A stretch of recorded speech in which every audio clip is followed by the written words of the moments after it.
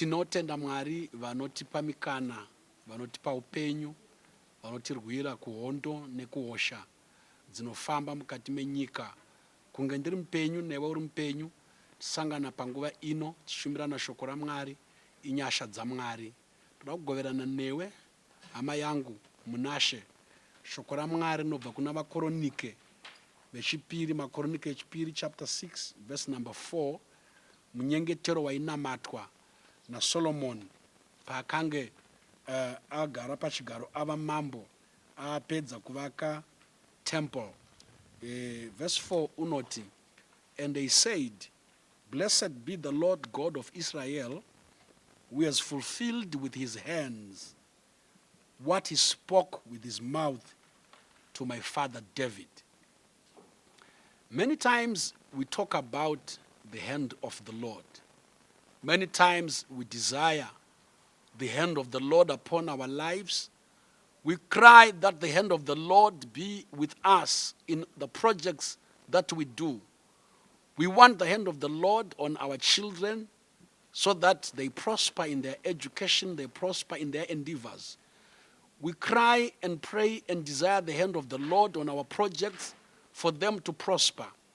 We desire the hand of the Lord on our nation, that Zimbabwe will prosper. We pray and cry for the hand of the Lord on our churches, on our ministries. We want God to be involved. We want God to come in and his hand to uphold us, his hand to uplift us, his hand to sustain us. But today I want to show you here that you cannot separate the hand of the Lord with his hand, with his word. Or you cannot separate the hand of the Lord from his word. His word and his hand go together.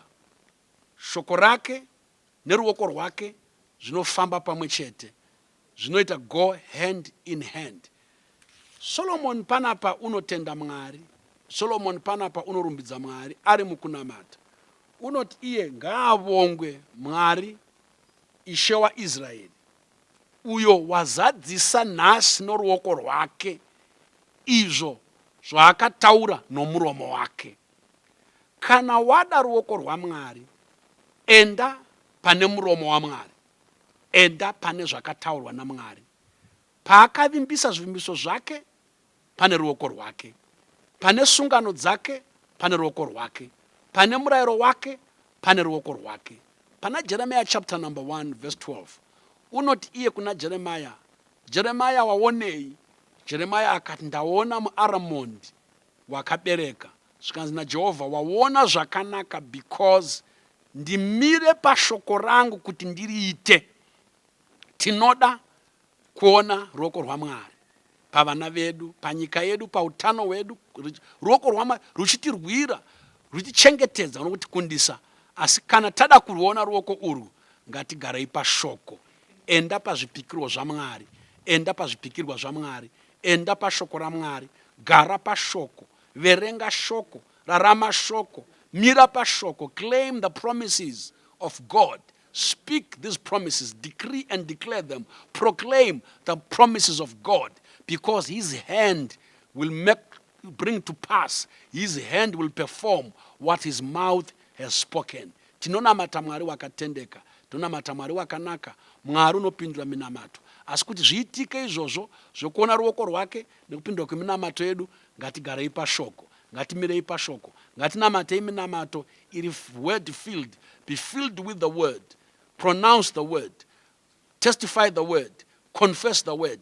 Don't confess your situation, don't confess your problems, don't confess your mountains and your giants and your Red Seas.